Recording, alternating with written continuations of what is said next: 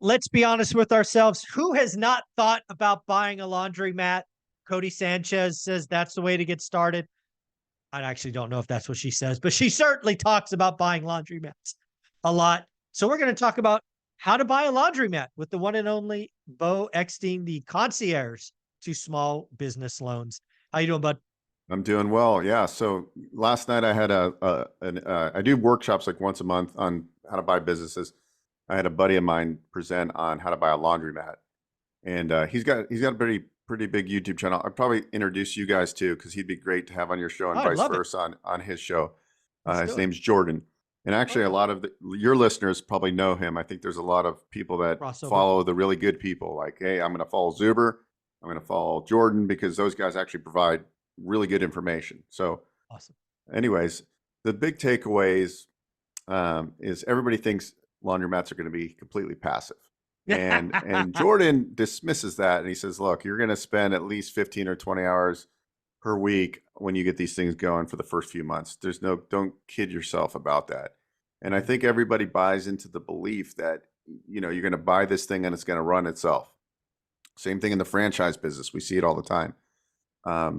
And I see that there's a ton of people that are looking for laundromats. I get calls almost every day now. Hey, yeah, I'm looking for a laundromat. I want to just get ready for SBA financing. That's the call I have. And I go, okay, well, call me when you actually have a laundromat and you have the business tax returns. And that's the challenge. But Jordan kind of demystified all this. He also talks about, how to find the deals. And everything is similar to how you'd find a deal in real estate. It's the same thing. We're not going to biz buy sell biz bend because those are where deals go to die typically. I mean, you're going to find the needle in the haystack once in a while, but you're actually doing the work. You're building a buy box. So everything is like exactly how you coach it on your side with one rental at a time. It's a similar mentality over on the laundromat side. I mean, I think it's pretty much similar on every concept. I mean, you could teach your framework you could take your exact framework and it could be, I could repurpose it and call it, how to buy a business, right? Buy box. Yeah, It's the same exactly. principles. Yeah, we should. I mean, it's focus, discipline, it's consistency, it's building your network, it's growing. Dude, it's focus and daily discipline. I mean, it's that simple. And then of course doing it for a long time. And I've actually looked at laundromats. Olivia and I looked at laundromats probably a decade ago, maybe 12 years ago. And it's really funny how many people just think it's buying machines and going picking up quarters, right? Back then it was quarters. Now I guess there's cards and all these other things that you could do. But it's not that. It's so much more than that. And it does take work. It's not this passive thing where you go pick up the quarters at, 8 at night or whatever it is. Also, an interesting thing about laundromats is you could buy existing or you could build them out. Building out a laundromat is also very different, right? The plumbing and all those things need to be required. There's a lot more to it. A lot of people make laundromats seem easy. They're not. There's work involved. Yeah, and laundromat startups are extremely hard to finance. I actually financing one right now, and it's approved, subject to we're just getting the closing conditions in. But I had to take it to 6 banks because I didn't realize it. But one bank sent me. These banks, they get industry reports, and I got one on the laundromat. And I think the startup realm has a high failure rate. So banks are scrutinizing these startups, and this guy didn't have real estate and things to collateralize, but I was able to get it done, but it literally took me 6 tries to get it done. Yeah, Buying existing business is easier. The sure. problem is that when it's a coin business, and granted there's some hybrids with cards too, that these people don't report any income. So Right. we're gonna have challenging on the financing side. They're showing no income.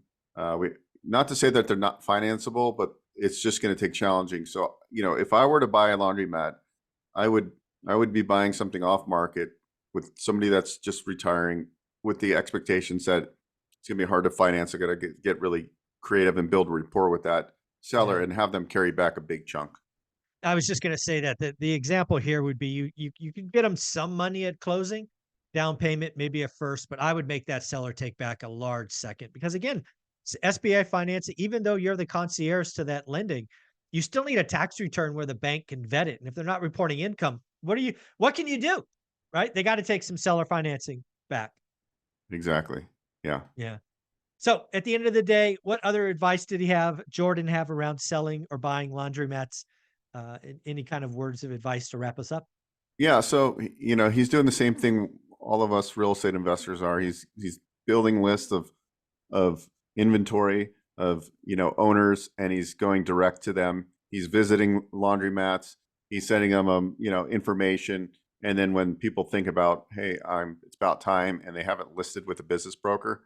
And also a lot of people, look, if it's being sold with a business broker, a lot of times, even if it's financeable, they don't want SBA because they're thinking, hey, I want my 10 or 12% commission today, not 5 months from now.